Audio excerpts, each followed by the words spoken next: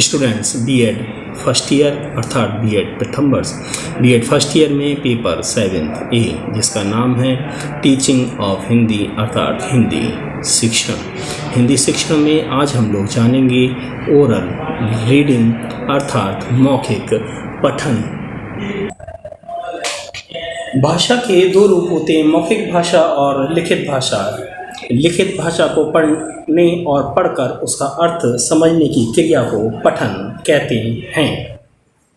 Reading and its types, पठन और उसके रूप। अर्थबोध और भावानुभूति पठन क्रिया के आवश्यक तत्व हैं। ये बात दूसरी है कि पठनकर्ता को ये अर्थ बोध एवं भावानुभूति किस सीमा तक होते हैं। पठन दो प्रकार से किया जाता है, एक तो मुंह से ध्वनियों का उच्चारण करते हुए और दूसरा मौन रूप से।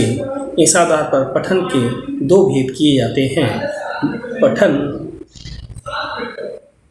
अब हम जानेंगे मौखिक पठन का अर्थ। लिखित भाषा का मुख से उच्चारण करते हुए पढ़ने और पढ़कर उसका अर्थ समझने की क्रिया को मौखिक पठन कहते हैं। अर्थबोध एवं भावानुभूति मौखिक पठन के आवश्यक तत्व हैं। ये बात दूसरी है कि पाठक को ये अर्थबोध और भावानुभूति किस सीमा तक होते हैं। ये तो पठनकर्ता के ज्ञान एवं कौशल आदि पर निर्भर करता है। मौखिक पठन के प्रकार। पठनकर्ताओं की संख्या के आधार पर मौखिक पठन के दो प्रकार का होता है, व्यक्तिगत पठन और सामूहिक पठन। व्यक्तिगत पठन ये वह पठन है जिसमें एक समय में एक ही व्यक्ति पठन करता है। सामूहिक पठन ये वह पठन है जिसमें एक समय में कई व्यक्ति एक साथ एक स्वर में और एक गति से पठन करते हैं। कक्षा शिक्षण की दृष्टि से पठन तीन प्रकार का होता है, आदर्श पठन, अनुकरण पठन और संवेद पठन। आदर्श पठन क्या होता है? भाषा में पद्य और गद्य के पाठों का शिक्षण करते समय शिक्षक पाठ्य सामग्री का स्वर पठन करते हैं। बच्चे शिक्षक के इस पठन का अनुकरण करते हैं। शिक्षक के इस पठन को आदर्श पठन कहा जाता है। अपने सही अर्थों में आदर्श पठन शिक्षक द्वारा प्रस्तुत वह पठन है जिसे वह उचित ढंग से खड़े होकर स्पष्ट अक्षरोच्चारण, शुद्ध शब्दोच्चारण, उचित ध्वनि निर्गमन और शब्दों पर भावानुसार बल देते हुए उचित स्वर और गति के साथ करता है। नंबर 2, अनुकरण पठन। शिक्षक के आदर्श पठन का अनुकरण कर बच्चे यथा पाठ्य सामग्री का व्यक्तिगत अथवा सामूहिक रूप से पठन करते हैं। बच्चों के इस पठन को अनुकरण पठन कहते हैं। नंबर 3, संवेद पठन। संवेद पठन वह पठन है जिसमें दो या दो से अधिक बच्चे एक साथ मौखिक पठन करते हैं। इस पठन का एक लाभ ये भी है कि जिन बच्चों में झिझक होती है, साहस की कमी होती है, अपने कंठ और उच्चारण पर जिन्हें विश्वास नहीं होता है, जो उचित गति से पठन नहीं कर सकते हैं, वे भी पठन क्रिया में भाग लेने लगते हैं। परंतु संवेद पठन की उपयोगिता तभी है जब निम्नलिखित सावधानियां बरती जाएं। संवेद पठन प्राथमिक कक्षाओं में ही करना चाहिए। बालकों के कंठ, उच्चारण और वाचन गति में अंतर होता है, इसलिए यदि संवेद पठन छात्रों की संख्या 5 से 6 से अधिक होगी तो संवेद पठन की सफलता संदिग्ध ही समझिए। 5 बच्चों की टोलियों में बांटकर संवेद पठन कराना अधिक उपयोगी होता है। कविता का संवेद पठन पूरे समय समूह के साथ कराया जा सकता है, परंतु शिक्षक को इस समूह का नेतृत्व करना होता है। जहाँ तक संभव हो एक टोली की वाचन गति और गायन संबंधी योग्यता लगभग समान होनी चाहिए। अब आता है मौखिक पठन का महत्व।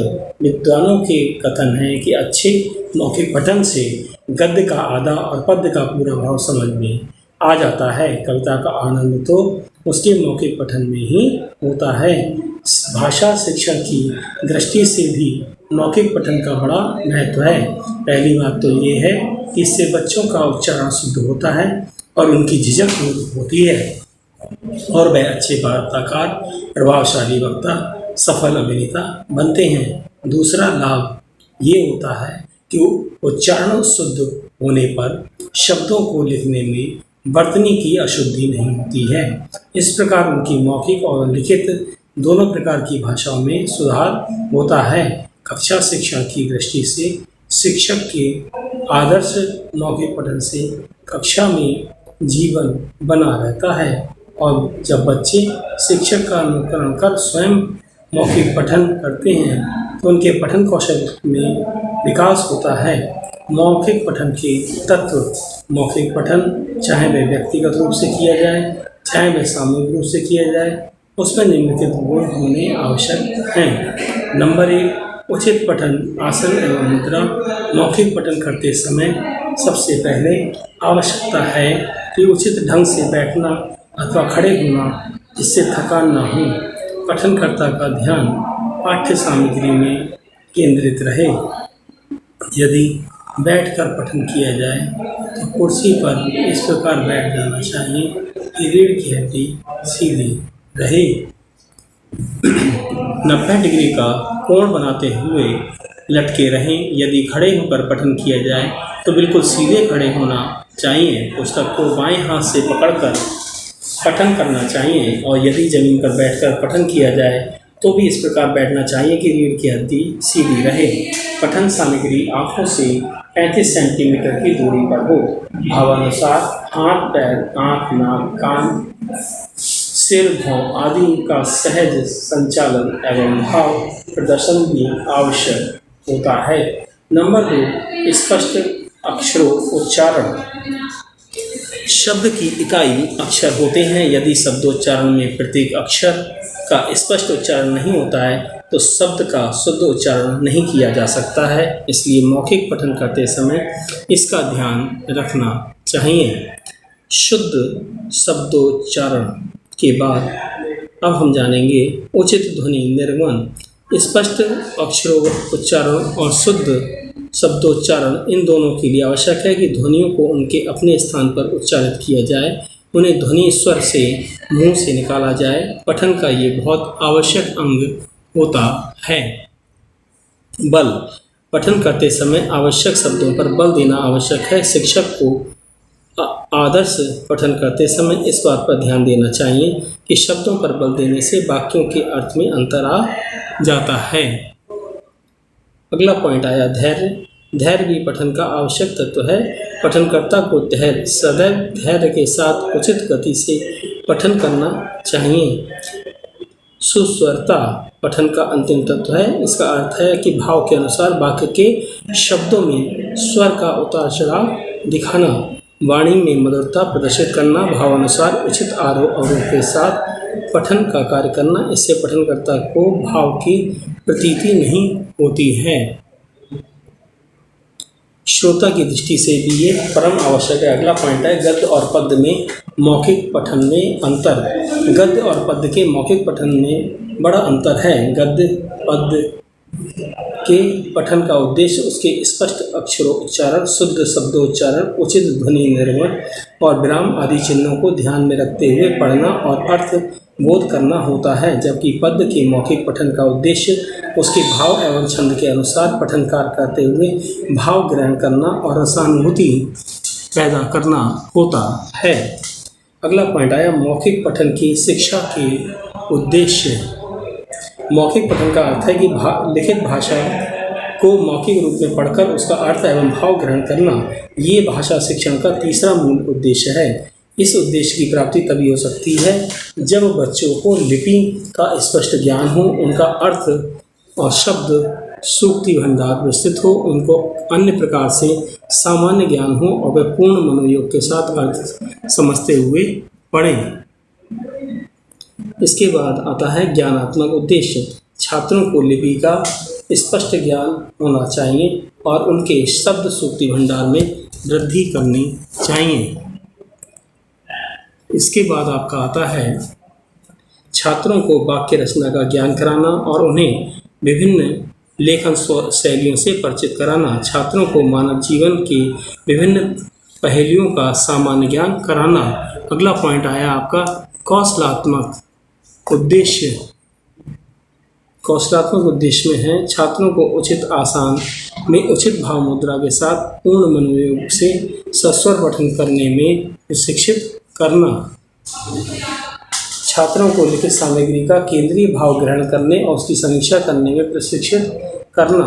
अगला पॉइंट आया भावात्मक उद्देश्य, छात्रों में साहित्य अध्ययन के प्रति उत्पन्न करना, छात्रों में पठित सामग्री का विश्लेषण कर उसके मूल्यांकन की रुचि उत्पन्न करना, छात्रों में भाषा सीखने और विभिन्न ज्ञान प्राप्त करने की प्रवृत्ति का विकास करना, छात्रों में भाषा, साहित्य, देश, जाति और धर्म के प्रति आदर के स्थायी भाव का निर्माण करना। अगला पॉइंट आया मौखिक पठन की शिक्षा। इससे पहले कि बच्चों को मौखिक पठन की शिक्षा दी जाए, उन्हें अक्षरों का लिपि का ज्ञान कराना आवश्यक है। मौखिक पठन की शिक्षा पर पठन अपने आप में कौशल है और कौशल की शिक्षा की सर्वोत्तम विधि है उसके प्रयोग के अधिकाधिक अवसर प्रदान करना।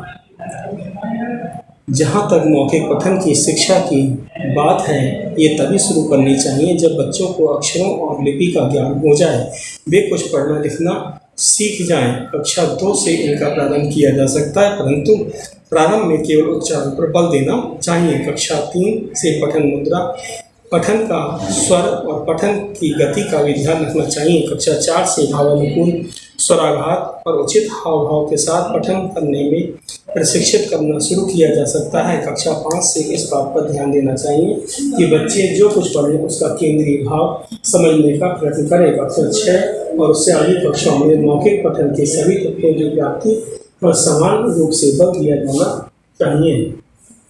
अगला पॉइंट आया एक आवश्यकता, आदर्श पठन का प्रभावशाली अनुकरण कौन बच्चा कर सकता है? वही जो उसे ध्यानपूर्वक सुनता है। सुनने का तात्पर्य है जब हमारे सामने कोई मौखिक रूप से बोलता है अथवा किसी पुस्तक व पत्र आदि को पढ़कर सुनाता है, तो हम उसकी उन ध्वनियों को उनके अर्थ सहित ग्रहण करते हैं, तो हमारी क्रिया सुनना कहलाती है।